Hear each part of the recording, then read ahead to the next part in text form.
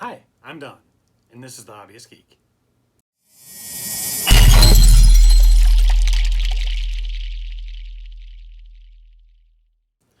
Alright, today we're continuing on with R2-D2. We've got issue 40 right here, and we've got our parts. So it looks like we're going to be continuing on with the left leg.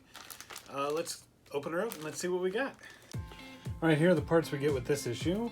We've got the left leg outer casing, the lightsaber hilt, and the power cell housing for the lightsaber.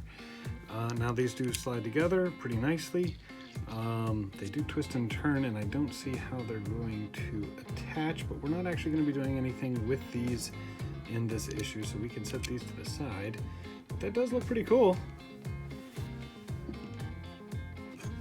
For the outer casing on the left leg, we just bring in the leg assembly so far, and we can slide this thing in just like so. Let's see about matching the pins so that it slides in place just like that. We're not actually going to be screwing anything in today. This is kind of a test fit to make sure that it goes together, and well, there it is. That is the end of issue 40. And there you have it. Another very short issue.